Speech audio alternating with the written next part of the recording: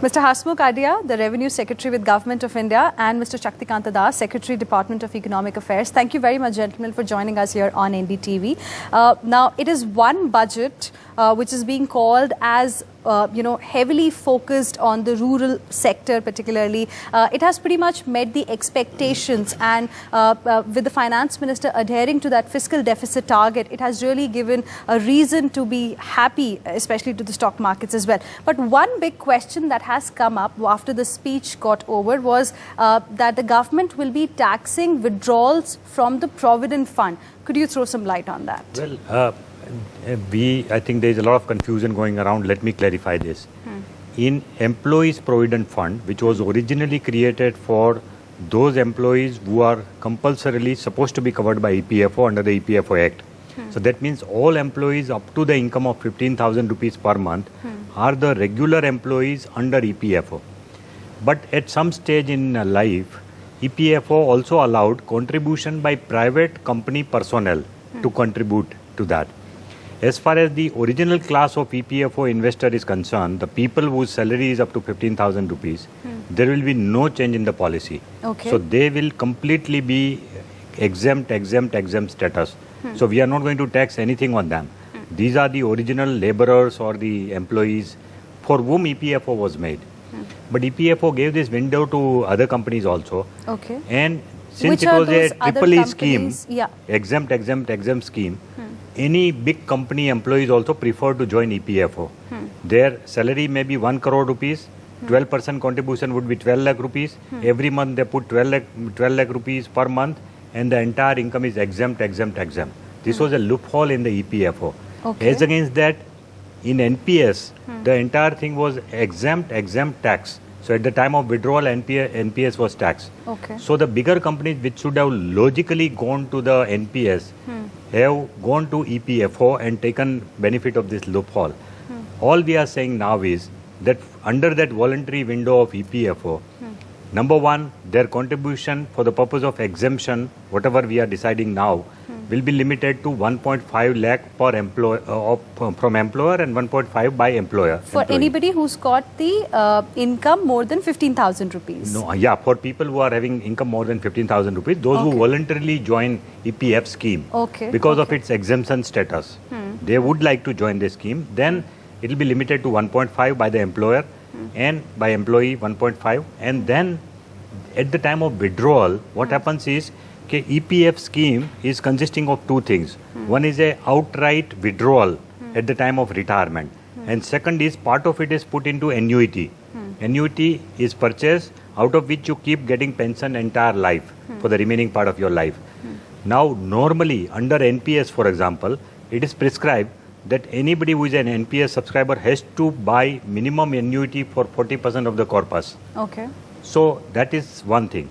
So what we are saying is you will be allowed withdrawal up to 40% of your total corpus as a one-time withdrawal at the time of retirement. And on that, there will be no tax either in EPF or in NPS now. Okay. So 40% withdrawal on the corpus will not be taxed. The remaining 60%, the expectation of the government is that remaining 60% should ideally be put in annuity product so that the pension continues for people. We want to encourage people to put more money in annuity against the minimum prescribed. Minimum prescribed is 40%, but we want people to be encouraged to contribute 60%. But if they choose in NPS also or in EPF, they can withdraw up to 20% more, but they have to pay tax on that.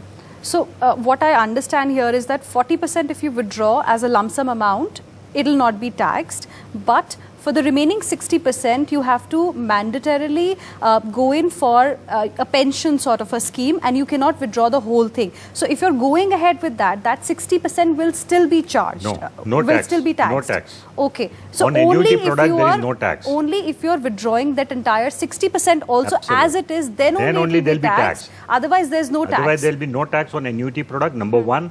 And then, of course, annuity, whatever pension you get out of annuity, if it is beyond the threshold of exemption limit, then you will be paying tax at that rate. And what is that tax rate? No, suppose I am getting a pension of 5 lakh rupees per annum, right? As pension out of my annuity product of say 50 lakh rupees which I have put in the annuity, I am getting 5 lakh rupees as pension per annum. then I will have to naturally pay 10% tax on that, from 2.5 to 5 lakh. I'll have to pay 10% on 2.5 lakh. That is a normal thing even for government employee. Even the government employee, whenever we receive the pension income, we have to pay tax on that. So, but the corpus, when the corpus is finally going in the hand of heir after the death of the pensioner, then we have again this time made it non-taxable. So that will be free.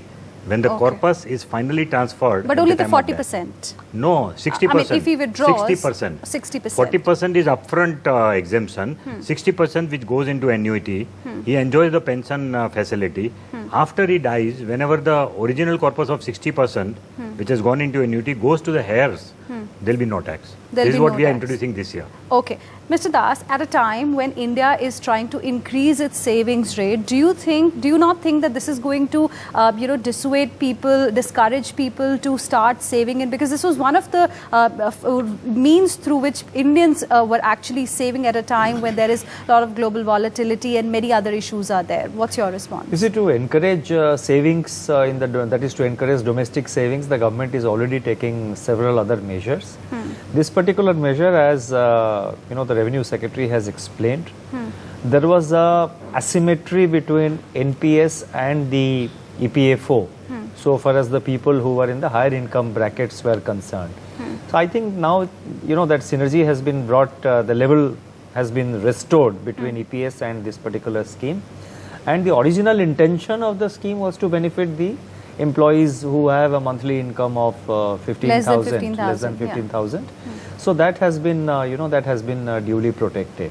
So therefore, I would not see this as a measure of, sort of disincentivizing savings. I think if there are financial savings, it will go to the banks or it will go to other small savings instruments where even today, various tax benefits are available or where higher rates of interests are available. In long-term products, for example, in small savings, the tax spread over the normal GSEC rate, that is available. So this is a kind of anomaly which existed, and that I think has been set right. In simple terms, for the viewers, if you could help us understand the rationale behind this particular decision. Is it to ensure that EPFO, as you're saying, it was meant for only those people whose income is less than 15,000 rupees, only, it's the target, that's the only target that you have, and you actually want others to get diverted to NPS now. Is that the rationale? That was the original intention. NPS came much later, and what now it has been done is that the original intention has been duly protected, and a parity has been restored between people who have a choice of taking part or investing either in NPS or in the EPFO. The middle class clearly has become unhappy because of this decision. No, they should not become unhappy because we are middle class. It is not a question of middle class. Any salaried employee has become very unhappy because of this. Middle class contribution is not more than 1.5 lakh by the employer, middle class. Let me tell you that. The question is, another thing not to get panicked is, we are protecting their present investment in EPFO. So if they already contributed hoping for an EEE status, that EEA status will continue as long as the present corpus is there. But any new contribution to EPF which they make after 1st of April 2016, that will have a new tax regime for them. I think it's a very fair amendment because, as he has clarified, there is no retrospectivity. There are no surprises. Henceforth, if you make an investment, then you know the rules of the game and you make your choice. Right. And also moving away to another topic, I mean, Vodafone case has been the big issue. Now, the way there has been a lot of focus as far as resolving the litigation is concerned, a voluntary window that has been announced as well. Do you think all these measures will eventually put an end to that entire Vodafone tax row, something whose shadow we've been carrying continuously? Here I'm asking to the current Revenue Secretary this question and the former Revenue Secretary as well. So firstly, a comment from you and then from you. Well, I don't know whether whether this is good enough for those companies, but the government has clearly given a signal that this is how far we can go. Now it is up to you to resolve the controversy. But the government has made it very, very clear that in the past also the government has said that we will not do any future retrospective amendment, but the existing cases will continue. So as long as the government has the power to take tax under the existing law, the government will continue to use that power. But taking into account the fact that they did not know about this tax liability because it came by way of retrospective amendment, they should not be made to pay for interest and penalty. And that's what the government has now done. How would you respond to it? See, public policy is not determined or not decided taking into account the problem encountered by company A, B or C. It's a matter of public policy which the government has to take into, decision which the government has to take in the overall context of what the economy requires. In the last two budgets, the finance minister has very clearly said and spelled out that the government will not undertake any retrospective legislation which creates fresh or new liabilities. That position has again been reiterated. And now the government has moved one step forward. A liability has been created by a law of the country which was passed by the parliament. And government is willing to travel that much distance by saying that, okay, because of the retrospective component about which you seem to be aggrieved, the interest and the penalty is now waived, provided you come forward and pay the principal amount of tax. So it is, government has moved now 2 steps forward. So let us see how the companies which are affected, how they take it. And second thing which, another interesting and very important thing which the budget this year has done is that any new cases coming of similar nature, there is a high level panel which has been constituted under the chairmanship of the Revenue Secretary. And that panel will look into all aspects and take a decision whether there is a liability, tax liability, or there is no liability. So that is also another kind of safety device which has been brought in. And what happens if those companies, those undisclosed, the companies which have got that undisclosed income still or tax, if they don't walk that extra mile, then what happens? If that window expires, then what is the government going to do? You're talking about retrospective? No, I'm talking about that window for other people. Yeah. Well, that compliance window, it is a window which we are going to give for 4 years to begin with, 4 months to begin with.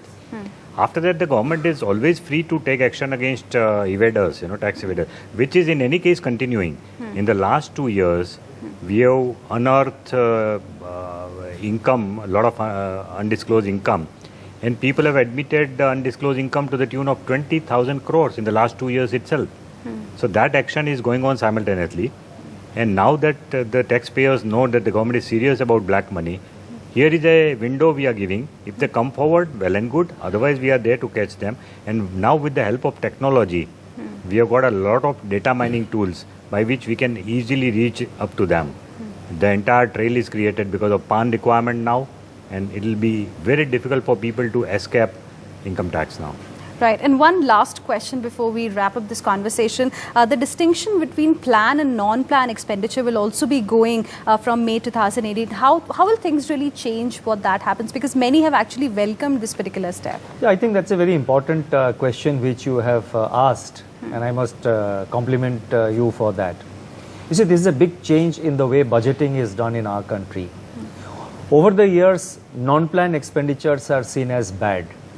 For example, the interest subvention scheme for farmers, crop loans, that is booked as a non-plan expenditure. Right. The general tendency while doing budgeting is that non-plan expenditure will have to be contained and the plan expenditure has to be given a boost. Plan expenditure also contains things like salaries and normal establishment items of expenditure. So what is more important in the context of government expenditure is the capital and revenue classification. And there also not all revenue expenditures are bad or not all capital expenditures by and large they are asset creating in nature. So therefore now the the planning commission no more exists. The plan non-plan classification created lot of distortions in the way allocation of resources is done, in the way limited availability of the limited resources are allocated among various schemes or various departments. Now that will be set right. To give another small example, now we construct a building. Let's say we construct a school building. That is a planned expenditure. But we don't provide anything thereafter for maintenance of the school building. So what happens after 5 years, the school building has, it starts showing some cracks here and there and no expenditure available for that because it is non-planned and the money that is available, we use it to build another school. So by doing away with that and coming back to the whole question of revenue and capital expenditure, I think the focus will be restored and there will be a lot of, I would say there will be a lot of sensible allocation of resources. It's a very far-reaching decision which the government has taken. It will make the quality of public expenditure definitely very much outcome oriented. All right, gentlemen, we'll leave it there. Appreciate you joining us. Thank you. Thank you very much.